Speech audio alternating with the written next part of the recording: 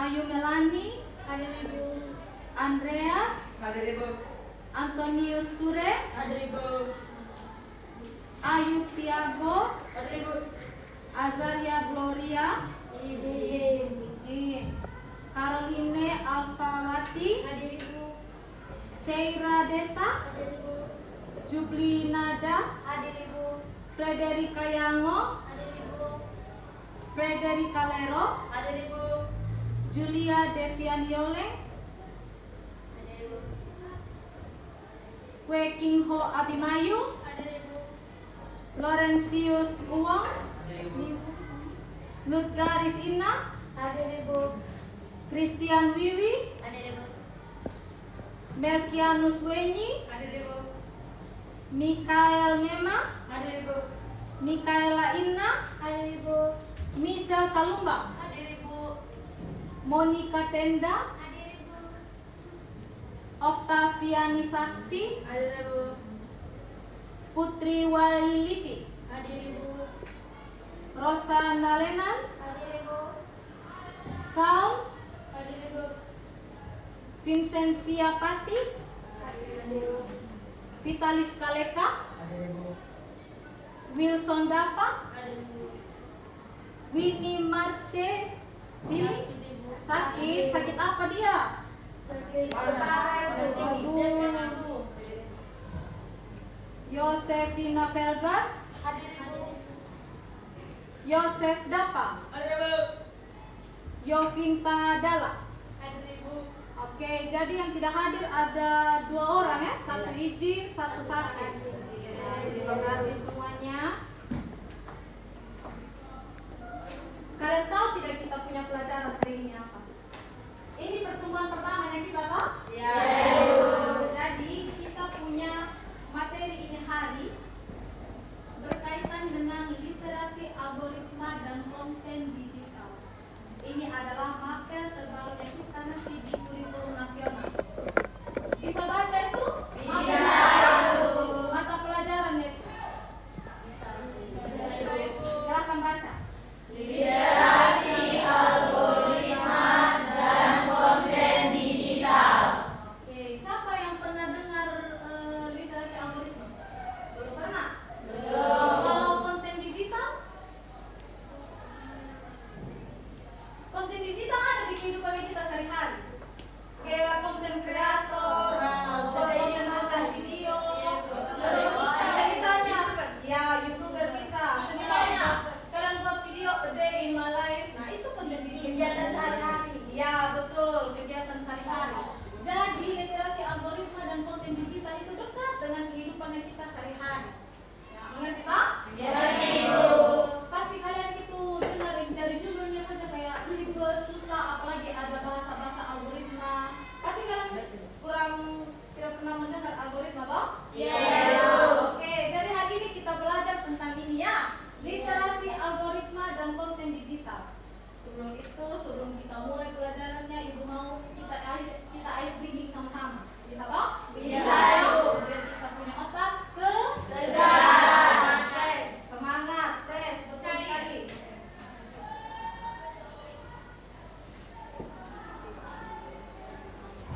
Pasti adik-adik semua kalau pernah lewat di kalian punya FYP. Pernah, Pak? Pernah. Belum? Kita belajar sama-sama. Ya.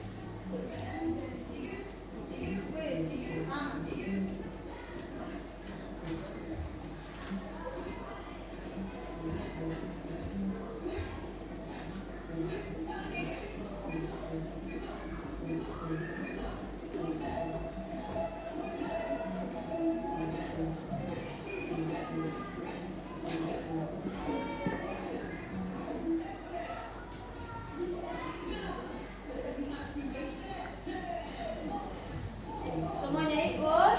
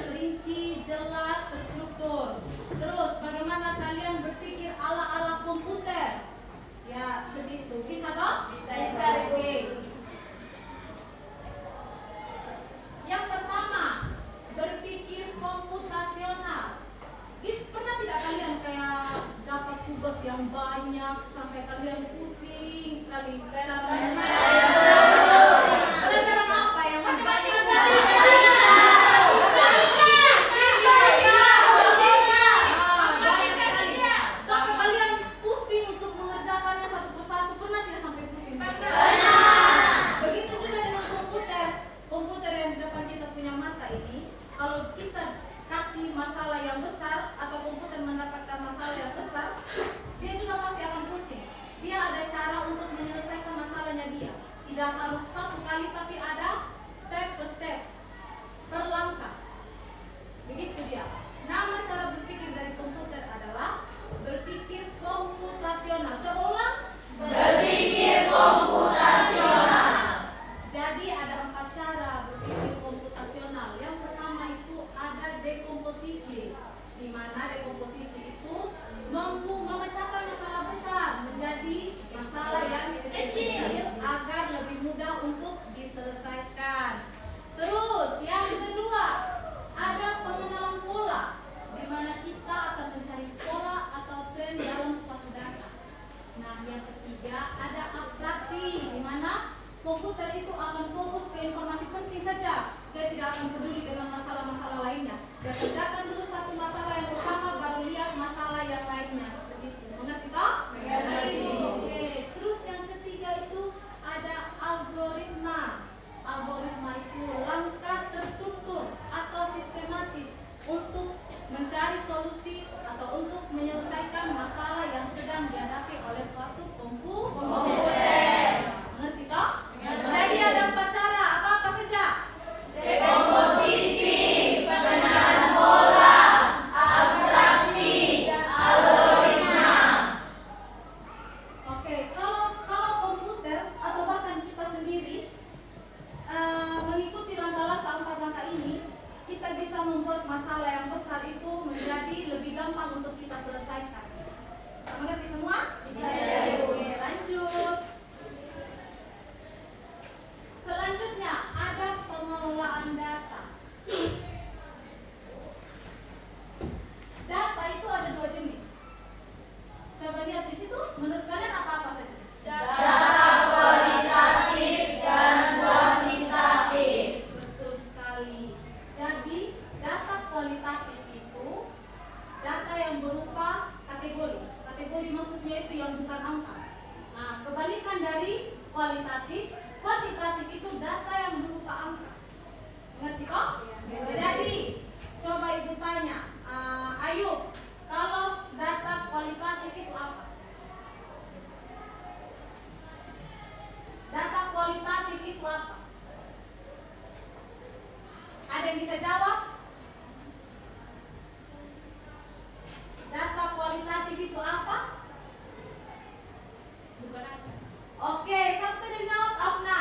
Data kualitatif itu apa? Bukan angka. Oke, terus kalau kebalikan lagi, kuantitatif itu apa? Angka. Seperti itu. Seperti itu, mengerti toh? Iya. Jangan bingungnya. Iya. Gampang saja dia. Kalau kualitatif itu berupa kategori dan kalau kualitatif itu berupa angka-angka. Contohnya nih, ibu ambil contoh. Kita lihat teman di samping kiri kanan. Nah, kalian lihat. Kalau kita lihat dari data kualitatifnya, oh dia ini pendek, dia ini tinggi. Tapi kalau kita lihat dari data kuantitatifnya, pendeknya itu tinggi badannya itu segini, 154. Itu dia.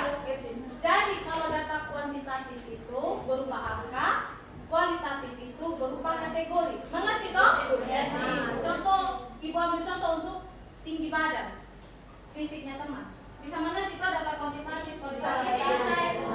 Untuk mengumpulkan suatu data, kita melalui tahapan. Ada tahapan mengumpulkan, membersihkan, dan menyajikan data. Coba sama-sama. Mengumpulkan, membersihkan, dan menyajikan data. Coba ibu mau kita semua pakai gerakan. Mengumpulkan, membersihkan, menyajikan. Coba ulang sama-sama.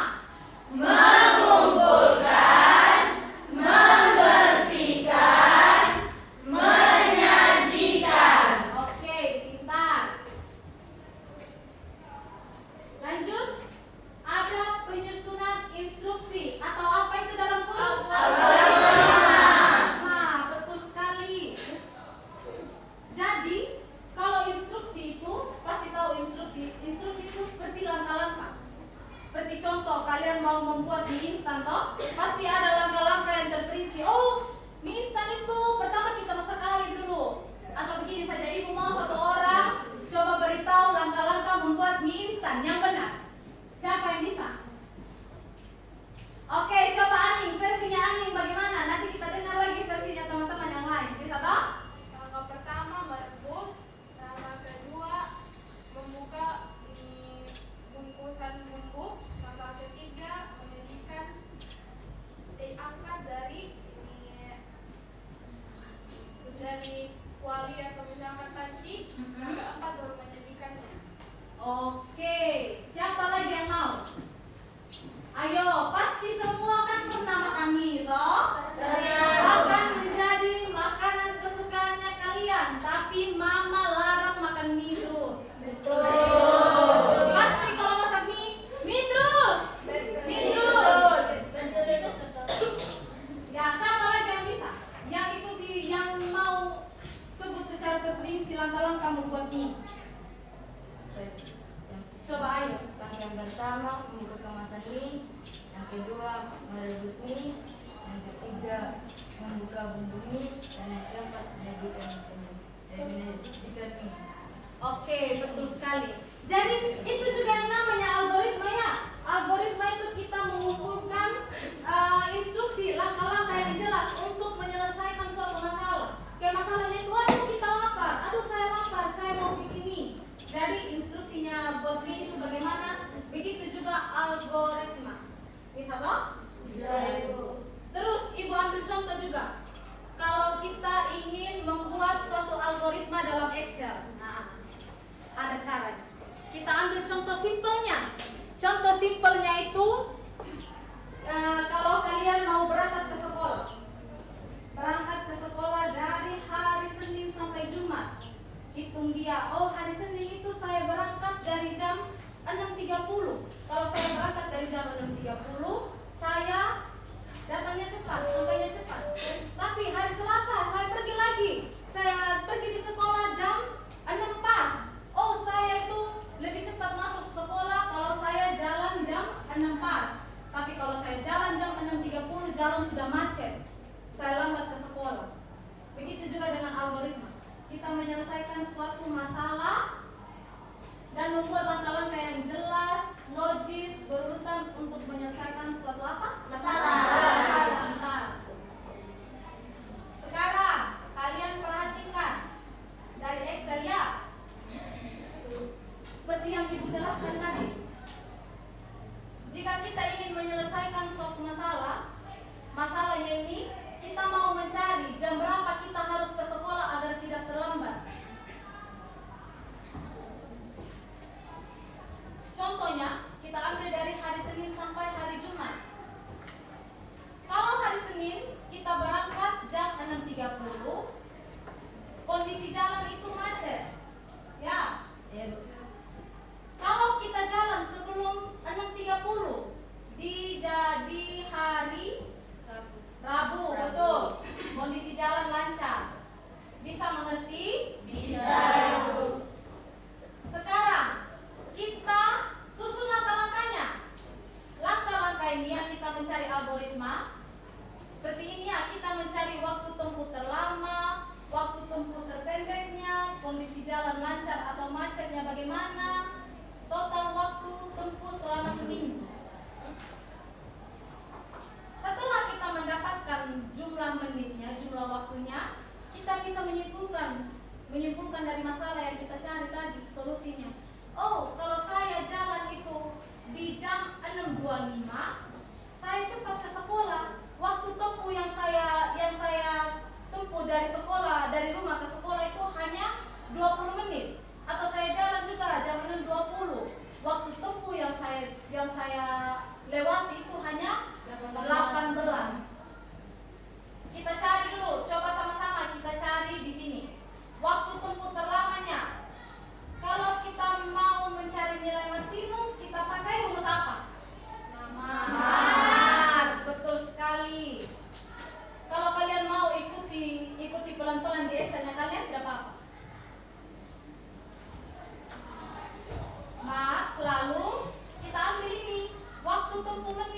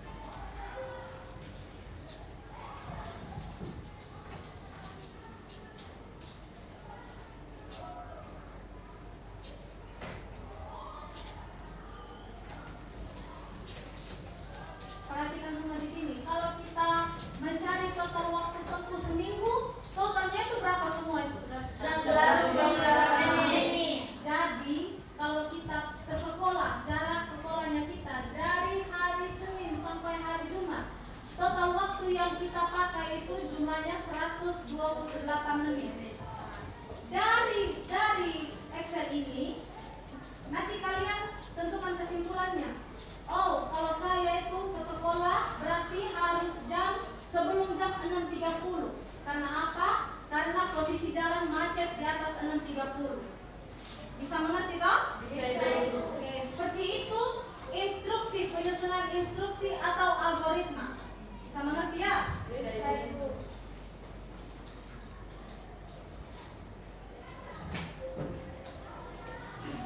Selanjutnya, materi selanjutnya. Coba baca bersama. Produksi konten digital. Nah, seperti yang Ibu bilang tadi di awal, pasti kalian merasa tidak asing toh? Oke, tidak asingnya gimana? Contohnya. Kata Konten digital. Konten. Biasanya konten itu berisi apa saja? Video. Apa lagi? Gambar. Apa lagi? Foto. Apa lagi? Ya. Konten-konten itu biasanya dimuat di mana saja?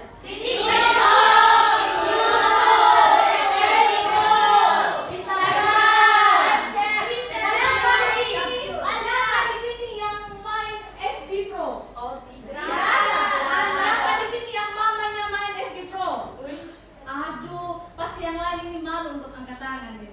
FB Pro. FB Pro itu seperti TikTok, nanti itu dapat uang katanya. Coba nanti kalian pulang di rumah tanya di mama. Mama pernah tidak dapat uang di Facebook? Nah, begitu. Coba saja ya. Jadi, produksi konten digital sangat dekat dengan kehidupan kita. Bahkan kita pun bisa jadi konten. Bisa jadi, bisa membuat konten digital. Bentuk konten digital itu ada teks, gambar, audio, video. Kalau teks itu contohnya ada yang membuat novel, puisi, kata-kata motivasi, apalagi yang teks, pantun, sudah puisi, kata-kata. Nah, kata-kata seperti itu kalau dalam bentuk teks. Kalau dalam bentuk gambar, misalnya foto menjelajah. Apalagi menjelajah, apalagi? Pergi jalan-jalan.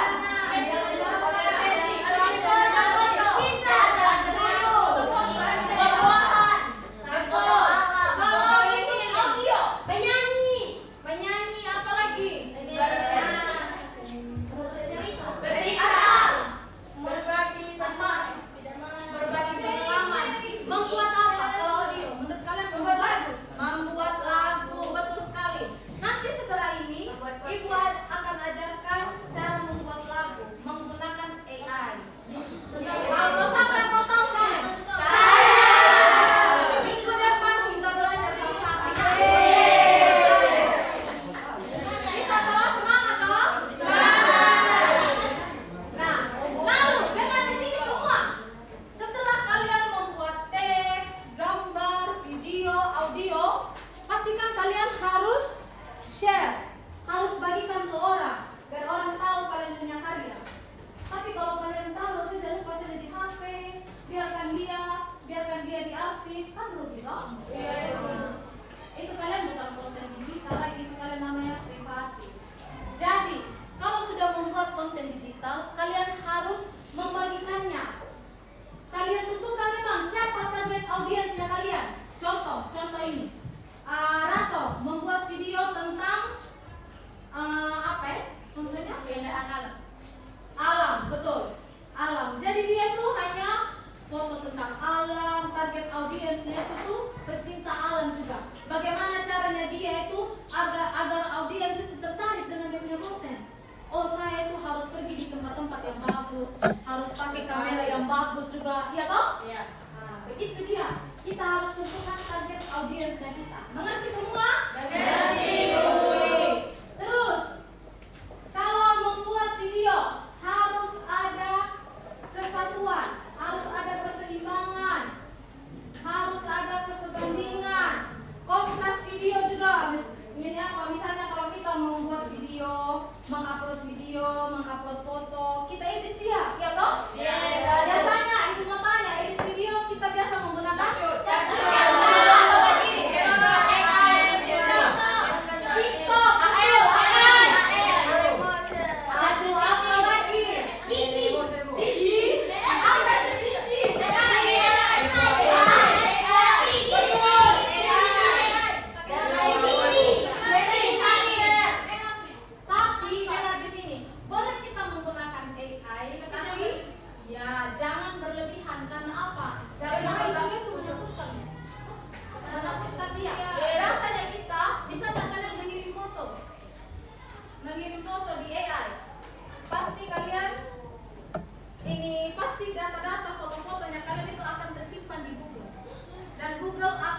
deteksi. Oh, bukannya dia yang pernah diupload ke Gemini. Contoh.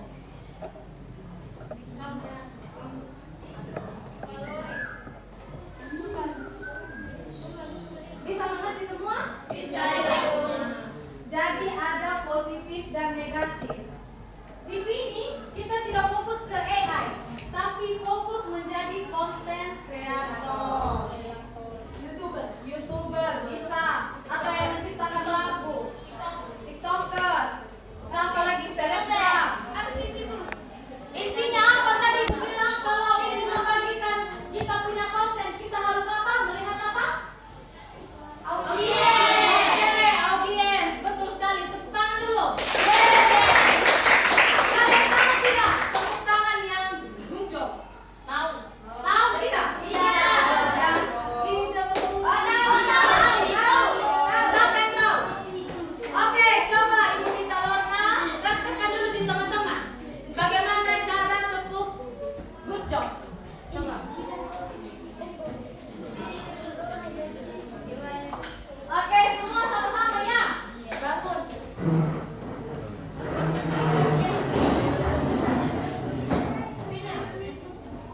Jika dulu DJ Obi good job, asik good job, asik good job. Pelan teman-teman. 1, 2, 3.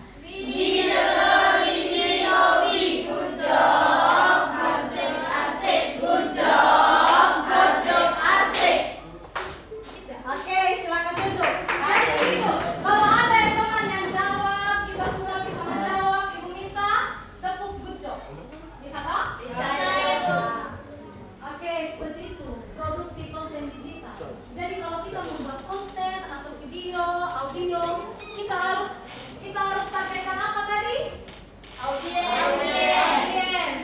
Bukan hanya itu saja. Kalau kita ingin membuat foto, video, audio, dan lain-lain, kita harus melihat juga hak cipta.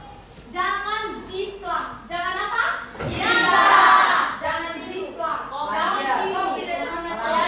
Jangan copy.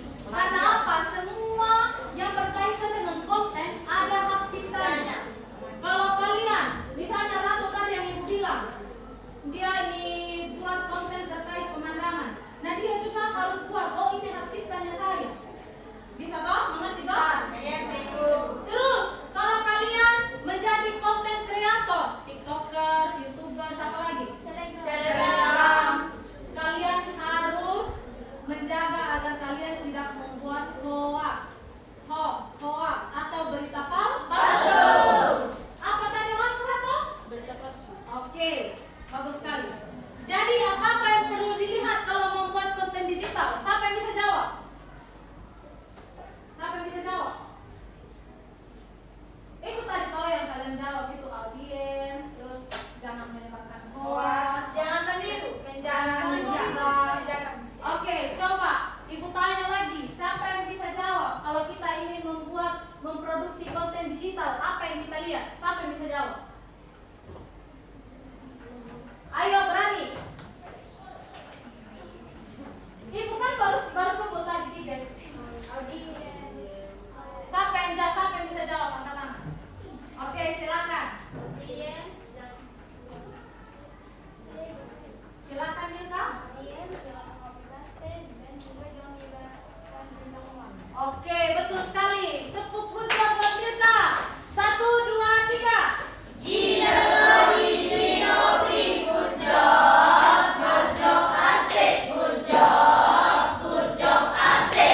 Oke, sekarang Ibu mau tanya di kalian dulu. Kalian siap tidak untuk menjadi content creator yang cerdas? Siap. Kalian siap tidak untuk tidak menebarkan hoax? Siap. Kalian bisa tidak untuk tidak menjiplak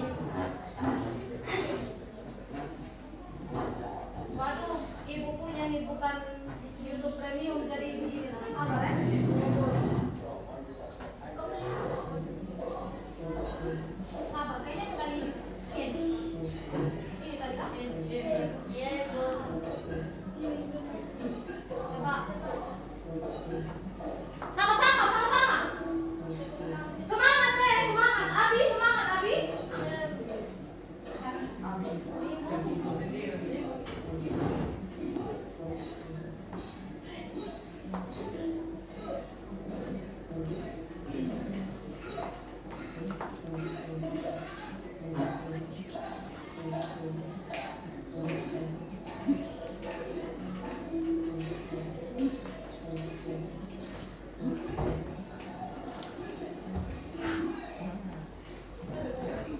bagus, Christian.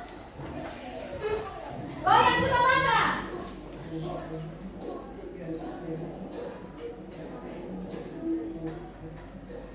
Ini yang di rumah siapa yang mandi pakai shower? Saya. Saya. Edit semua ya? Chris. Gayung sama sudah dari Rexter ya.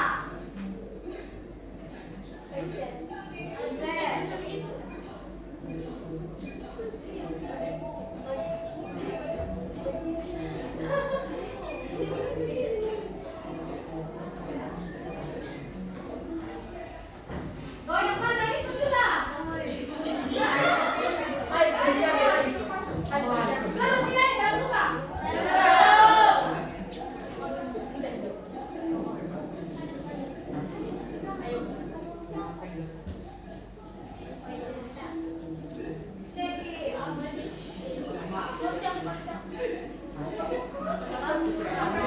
Kipasnya.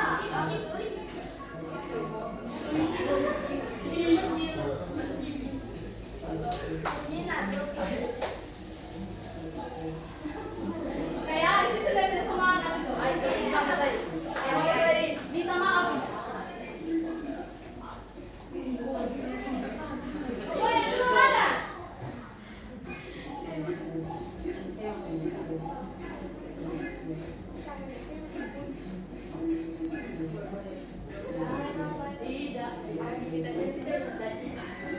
Oke.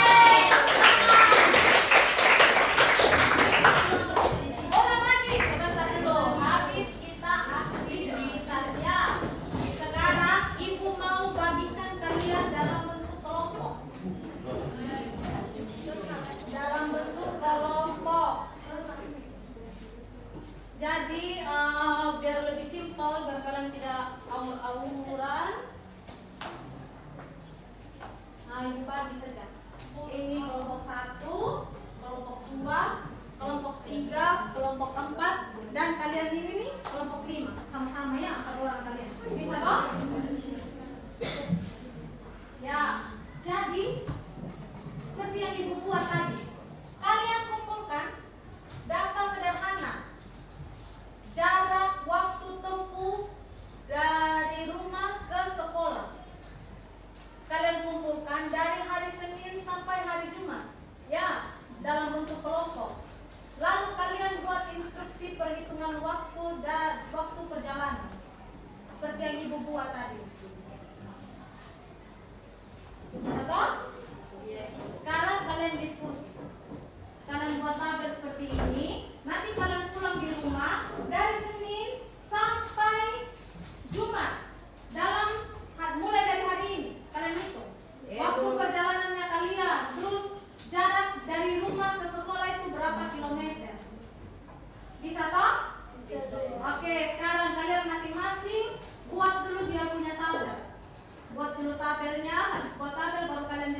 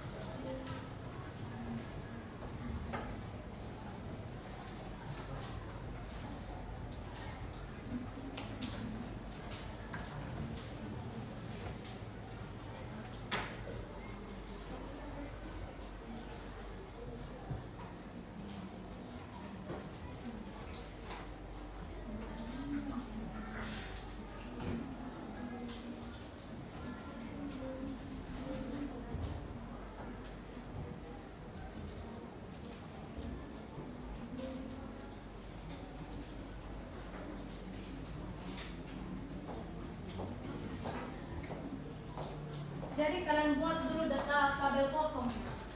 Nanti mulai hari ini sampai hari Jumat baru kalian tentukan. Saya berangkat hari Senin itu jam ini. Betul? Bisa Ibu.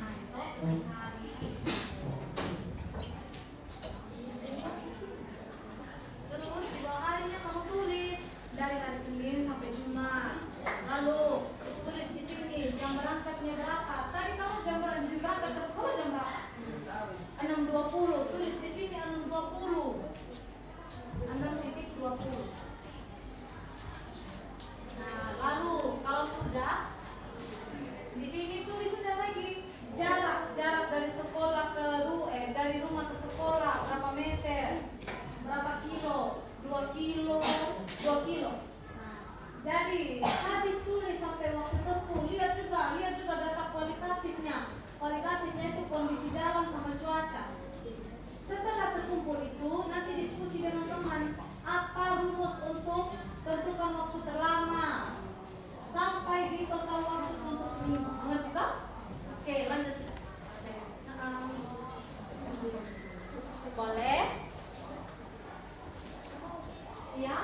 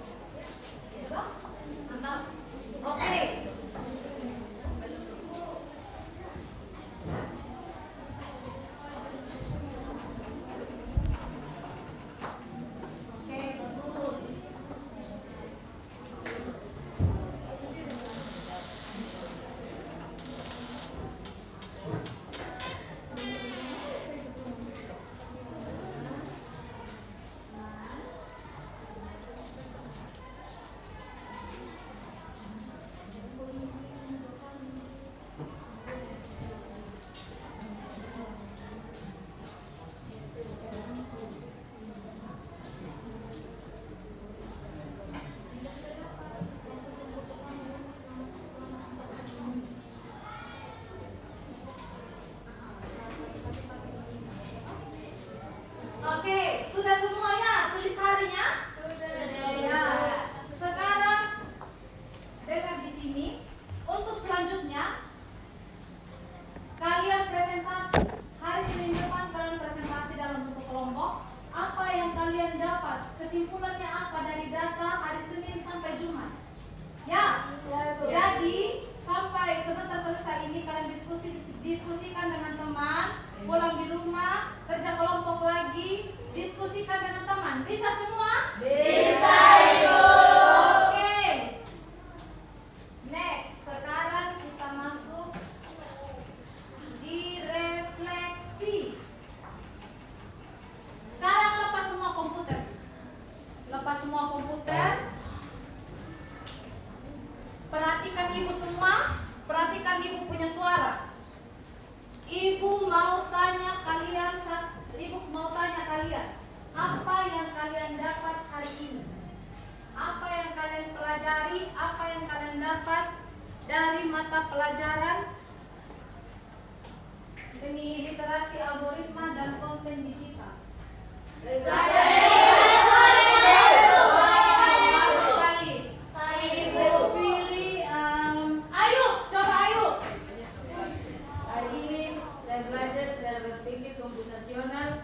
Menyelesaikan masalah secara logis dan terstruktur. Bagaimana cara mengelola data sederhana dan membuat algoritma. Prinsip-prinsip bikin konten digital supaya menarik dan mudah dipahami. Pentingnya menyebarkan konten dengan etika supaya bermanfaat dan tidak merugikan orang lain. Oke, tepuk good job buat Ayu. 1, 2, 3. G-O-E-G-O-B, good job, asik, good job, asik. Oke, bagus sekali Ayu. Dia itu belajar bagaimana untuk membuat konten digital yang baik, bagaimana cara berpikir komputasional yang baik. Sekarang, Ibu tanya lagi.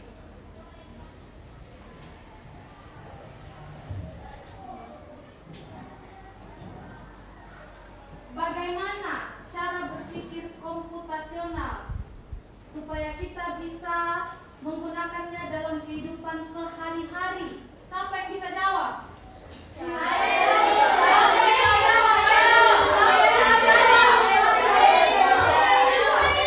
Oke, ganti lagi. Tadi pertama sudah laki-laki, ganti lagi perempuan. Binar. Silakan Binar.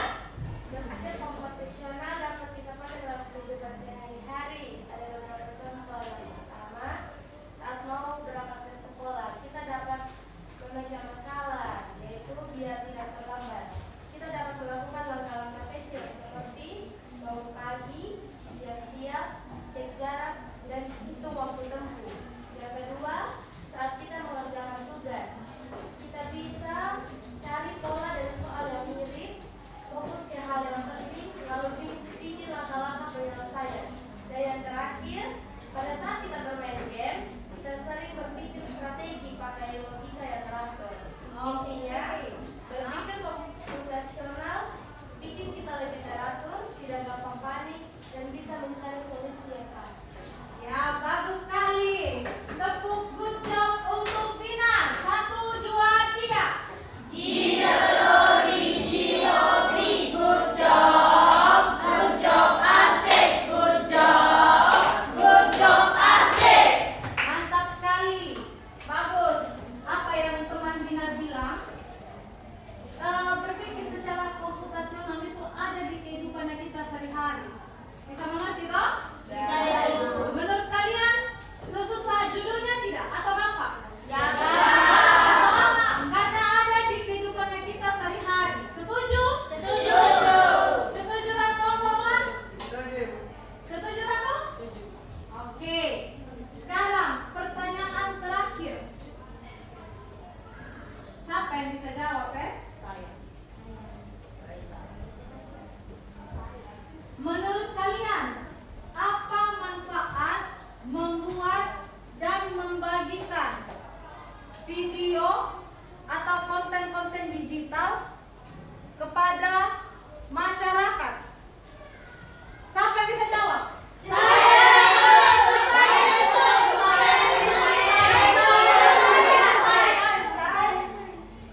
Oke, kayaknya Ibu sudah mendapatkan target. Di sampingnya Binar ada Lorna. Silakan Lorna. Kalau kita bikin dan bagi konten dengan etika, orang lain bisa mendapatkan informasi yang benar dan bermanfaat, bukan informasi yang hoax. Dan juga karya kita dihargai karena kita tidak asal nyontek atau copy punya orang lain. Kita jadi lebih dipercaya sebagai pengguna media sosial, dan juga konten yang kita sebarkan bisa menjadi inspirasi hiburan atau pengetahuan buat banyak orang. Intinya, konten yang dibuat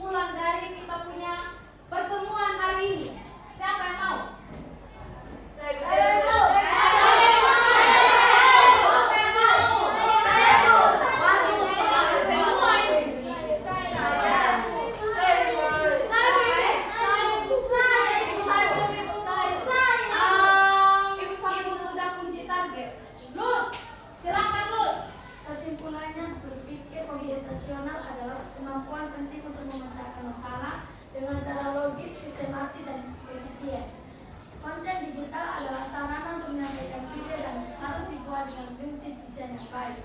Namun, yang paling penting adalah bagaimana kita menyebarkannya dengan etika. Jadi melalui materi ini, kita tidak hanya belajar teknologi, tetapi juga belajar tanggung jawab, kreativitas, dan sikap kita sebagai pelajar di era digital. Oke, bagus sekali. Tepuk tangan buat Ruth. Tepuk tangan buat Ruth. 1, 2, 3. G-O-D-G-O-B, good job. Good job, asik. Good job. Good job, asik. Ya, terima kasih Ruth. Seperti yang Ruth bilang tadi, dia ada 2 poin. Kesimpulannya dia. Yang pertama, berpikir komputasional membantu memecahkan masalah secara logis dan sistematis. Yang kedua, coba baca sama-sama. Konten digital harus dibuat menarik, bermanfaat, dan disebarkan secara etis. Jadi, ibu mau tanya, menurut kalian siapa yang lebih pintar, manusia atau komputer? Komputer. Siapa yang jawab manusia yang lebih pintar? Siapa yang jawab komputer lebih pintar? Coba kalian kasih tahu di ibu kenapa manusia yang lebih pintar? Manusia yang menciptakan komputer, jadi otomatis manusia lebih pintar daripada Komputer. Sama ada lagi perbedaan antara manusia dan komputer. Perasaan. Manusia punya perasaan. Ya, komputer tidak. Sifat. Intinya manusia itu punya perasaan kasihan, sedih, gembira, senang, gembira. Tapi apa? AI menurut kalian ada tidak? Tidak. Oh, nah, begitu. Sama ada lagi satu. Menurut kalian manusia bisa tidak kerja dalam 24 jam non-stop? Tidak. Tapi kalau komputer bisa tidak? Bisa. Itu juga komputer. Komputer misalnya kalian belum tidur jam 5 pagi,